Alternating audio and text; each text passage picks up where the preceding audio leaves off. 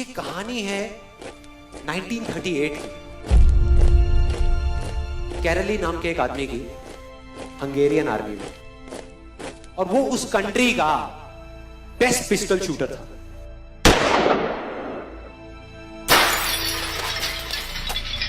जितनी भी national championships हुई थी उस कंट्री में, उसको वो जीत चुका था। और सबको ऑलमोस्ट कंफर्म था कि 1940s में जो ओलंपिक्स होने वाले हैं उसमें गोल्ड मेडल केरली को ही मिलेगा। और उसने सालों से ट्रेनिंग करी थी।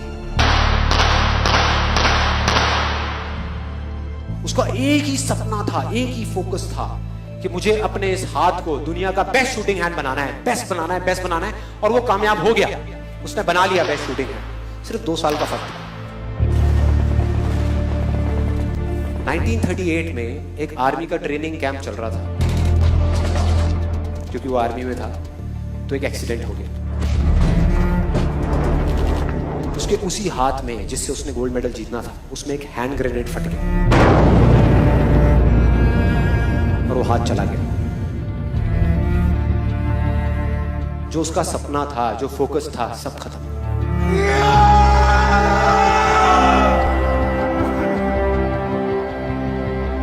उसके पास 2 रास्ते थे। एक तो ये कि वो बाकी की पूरी जिंदगी रोता रहे और कहीं जा करके छुप जाए, या अपना जो गोल था जिस पे उसने फोकस किया हुआ था उसको पकड़ करके रखे। तो उसने फोकस किया उस पे नहीं जो चला गया था, जो उसके पास नहीं था।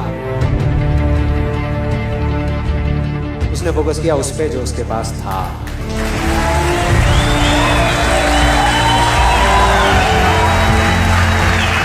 जो उसके पास था। और क्या था उसके पास में? एक लेफ्ट हैंड, एक ऐसा हाथ जिससे वो लिख तक नहीं सकता था। 1 महीने तक उसका हॉस्पिटल में इलाज चला इस हाथ के लिए, और सही 1 महीने बाद अपनी ट्रेनिंग शुरू कर दी इस हाथ की।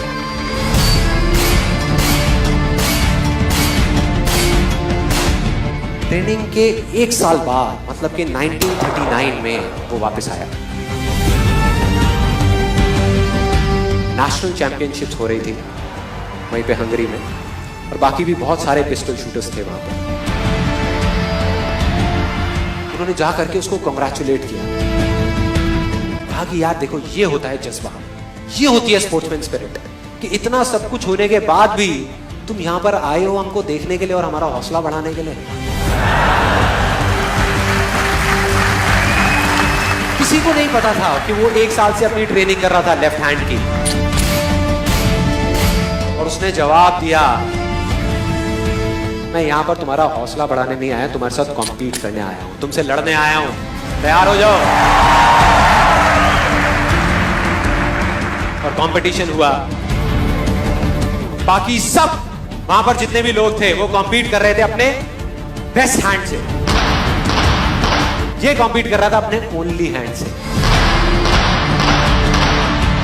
ओनली हैंड से। कौन जीता? The man with the only hand, केरली जीत गया। लेकिन वो यहां नहीं रुका। उसका गोल क्लियर था कि मुझे इस हाथ को इस कंट्री का नहीं, इस पूरी दुनिया का बेस्ट शूटिंग हैंड बनाना है। उसने अपना सारा फोकस उठा करके डाला 1940 पे, जब ओलंपिक्स होने वाले थे। लेकिन 1940s के ओलंपिक्स कैंसिल हो गए वर्ल्ड वॉर की वजह से। हाँ।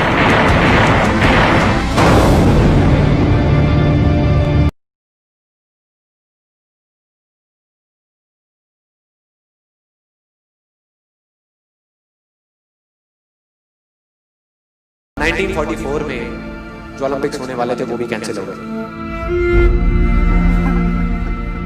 वर्ल्ड वॉर की वजह से। फिर से कैंसिल।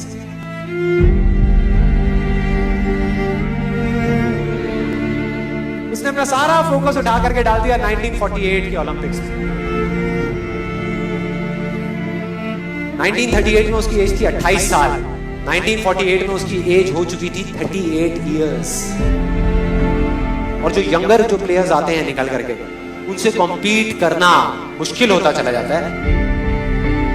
लेकिन मुश्किल नाम का ये वर्ड था ही नहीं उसकी डिक्शनरी में। वो गया, पूरे वर्ल्ड के बेस्ट शूटर्स आए हुए थे जो अपने बेस्ट हैंड से कॉम्पीट कर रहे थे, और ये अपने ओनली हैंड से कॉम्पीट कर रहा था। और कौन जीता? The man with the only hand.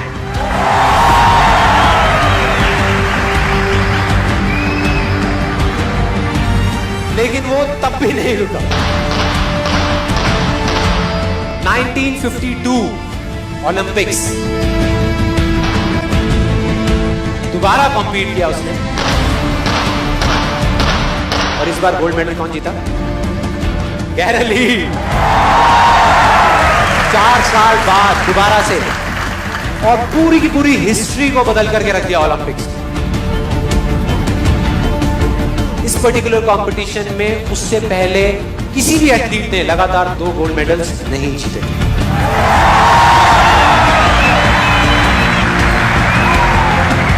अब किसी भी लूजर के पास चले जाओ, उसके पास लिस्ट होगी बहानों की कि मैं इस वजह